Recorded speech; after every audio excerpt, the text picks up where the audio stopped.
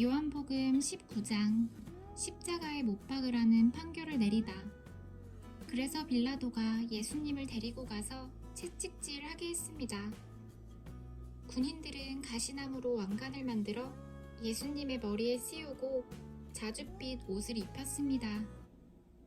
그런 다음 그들은 여러 차례 예수님께 와서 유대인의 왕 만세라고 말하며 얼굴을 때렸습니다. 빌라도가 또다시 관저 밖으로 나와서 사람들에게 말했습니다. 자, 내가 예수를 당신들에게 데리고 나오겠소. 내가 그를 고소할 아무런 죄도 발견하지 못한 것을 당신들은 알게 될 것이요. 예수님께서 가시관을 쓰고 자줏빛 옷을 입고 나오시자 빌라도가 유대인들에게 말하였습니다. 보시오, 이 사람이요. 대제사장들과 성전 경비병들이 예수님을 보고 목소리를 높여 외쳤습니다. 십자가에 못 박으시오. 십자가에 못 박으시오. 빌라도가 그들을 향해 이렇게 말했습니다. 당신들이 이 사람을 데리고 가서 십자가에 못 박으시오. 나는 그에게서 아무 죄도 찾지 못했소. 유대인들은 우리의 법대로 하면 그는 당연히 죽어야 합니다. 자기를 하나님의 아들이라고 주장하니 말입니다. 라고 우겼습니다. 빌라도는 이 말을 듣자 더욱 두려워하였습니다. 그래서 그는 다시 관저로 들어가 예수님께 당신은 어디서 왔소? 라고 물었습니다. 그러나 예수님께서는 그에게 대답하지 않으셨습니다. 빌라도가 예수님께 말했습니다. 나에게 대답을 하지 않을 작정이요? 나에게는 당신을 놓아줄 권한도 있고 십자가에 못 박을 권한도 있다는 것을 알지 못하오? 예수님께서 대답하셨습니다. 그 권세가 위에서 주어진 것이 아니라면 너에게는 나를 해할 어떤 권한도 없다. 그러므로 나를 너에게 넘겨준 그 사람의 죄는 더 크다. 그때부터 빌라도는 예수님을 놓아주려고 애를 썼습니다. 그러나 유대인들은 소리를 지르며 만일 당신이 이 사람을 풀어주면 당신은 가이사의 지지자가 아닙니다. 자신을 왕이라고 하는 사람은 가이사를 반역하는 자입니다. 라고 외쳤습니다. 빌라도는 이 말을 듣자 예수님을 데리고 나와 돌로 포장된 바닥, 아람어로는 가바다에 마련된 재판석에 앉았습니다. 때는 6월절 주간의 예비일이었고 낮 12시쯤이었습니다. 빌라도가 유대인들에게 말했습니다. 보시오, 당신들의 왕이요. 그 사람들은 소리를 질렀습니다. 없애버려라, 없애버려라. 그를 십자가에 못 박아라. 빌라도가 그들에게 물었습니다. 당신들의 왕을 나더러 십자가에 못 박으란 말이오? 대제사장들이 대답하였습니다.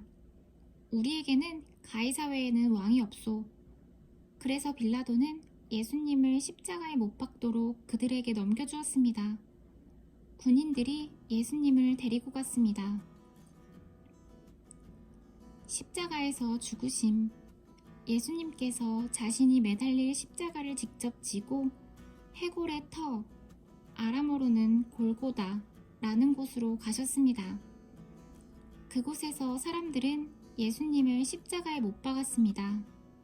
또한 예수님과 함께 다른 두 사람도 예수님을 가운데 두고 양편에 한 사람씩 십자가에 못 박혔습니다.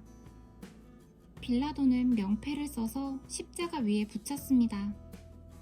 거기에는 유대인의 왕 나사렛 예수라고 쓰여 있었습니다. 많은 유대인들이 그 명패를 읽을 수 있었던 것은 예수님께서 죽으신 곳이 예루살렘 성에서 가깝고 그 명패는 아람어, 라틴어, 그리스어로 쓰여 있었기 때문입니다.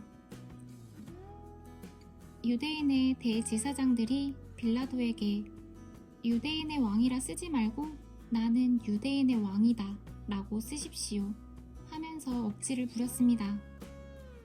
빌라도는 나는 내가 쓸 것을 썼을 뿐이다 라고 대답했습니다.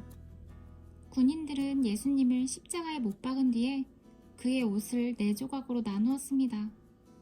그리고는 저마다 한 조각씩 나누어 가졌습니다.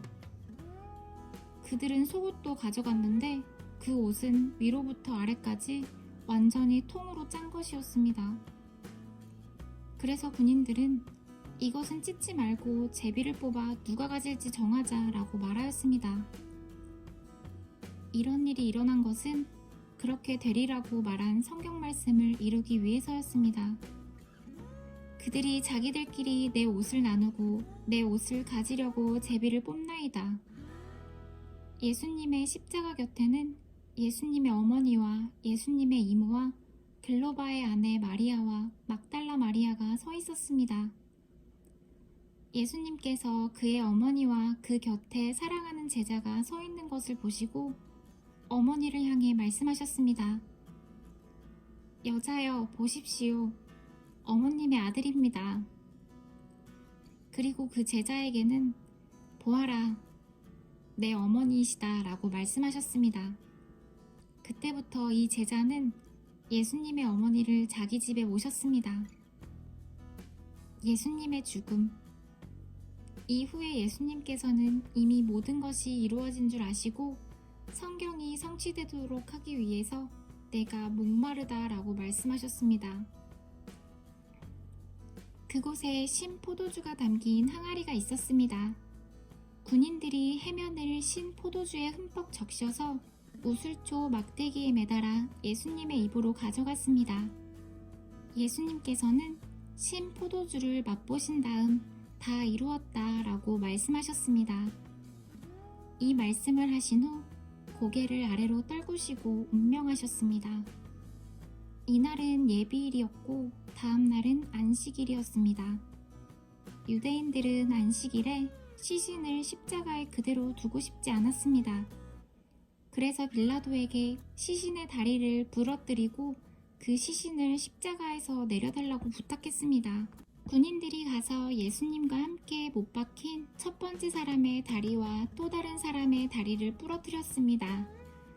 그러나 군인들이 예수님께 갔을 때 그들은 예수님께서 이미 돌아가신 것을 알고는 그분의 다리를 부러뜨리지 않고 창으로 예수님의 옆구리를 찔렀습니다.